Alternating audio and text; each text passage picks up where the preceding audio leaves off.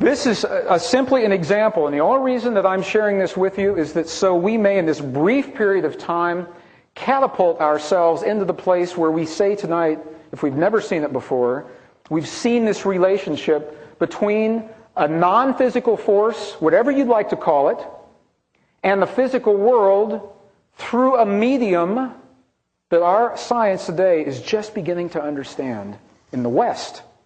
On the other hand, ancient and indigenous traditions for at least 6,000 years have allowed for this possibility, and it is that view that allows them to hold and honor their teachings in the way they do.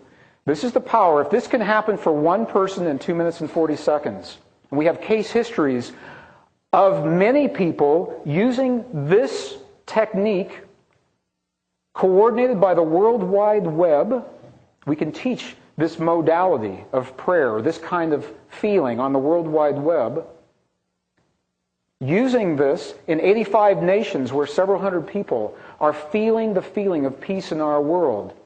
U.S. warplanes turn around in midair on their way to Baghdad for bombing runs. Peace treaties between in Belfast, Northern Ireland, signed 3 days early in the presence of what researchers call the prayer window.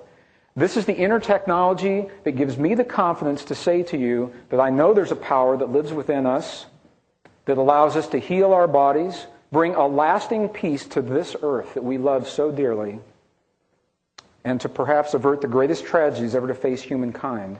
As we feel the feelings, we awaken the possibilities that are already created, we invite them.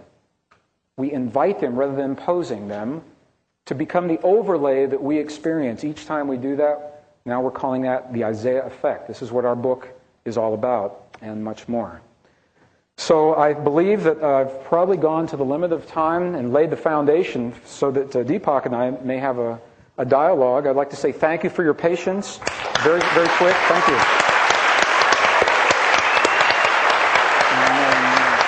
Thank you.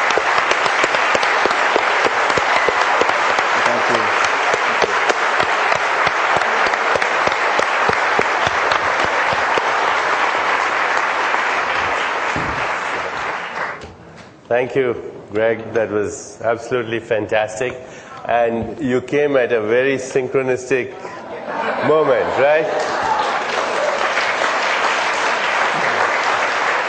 Because everyone in this room was totally prepared to listen to you. And you came just at the right moment, just at the right moment. So the first thing that they heard in the beginning of this course was from David when he said, in the subatomic world, there are no objects, only oscillating possibilities.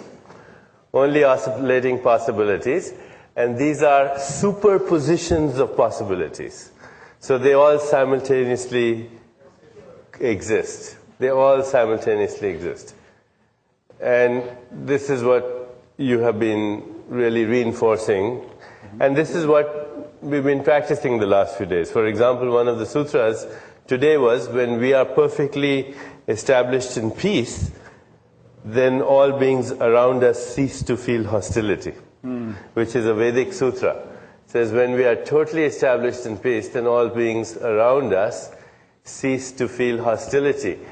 And I think the fatal flaw of science has been that science has separated the observer from the observed. And I think I may have quoted this Rumi poem the other day.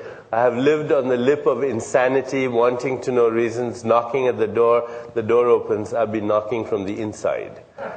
Okay? Because there's no way we can separate ourselves from nature, because we are nature.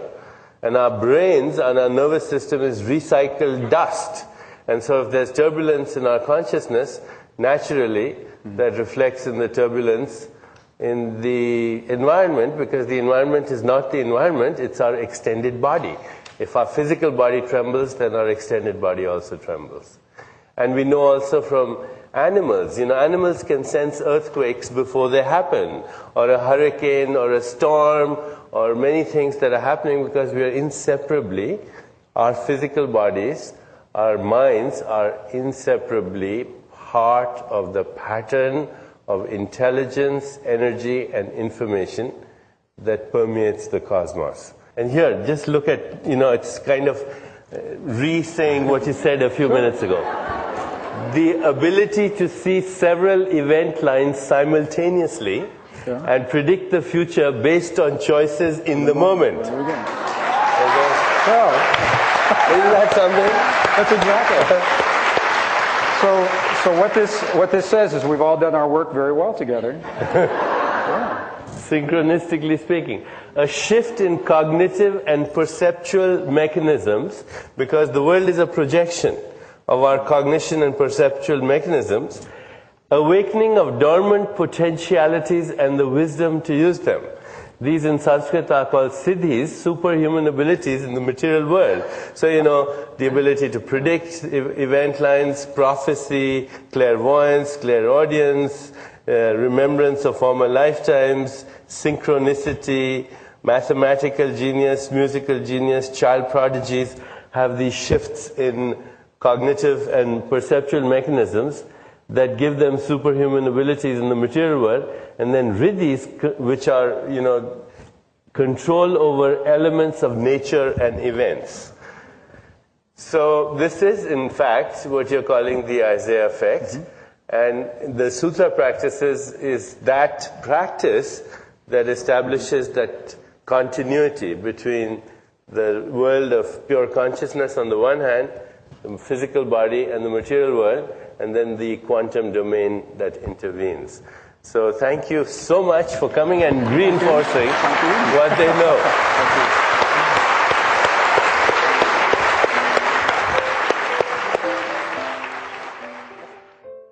This has been a Hay House audio production. If you would like a free catalog of books and videos offered by Hay House, please call us at 1-800-654-5126 or visit www.hayhouse.com.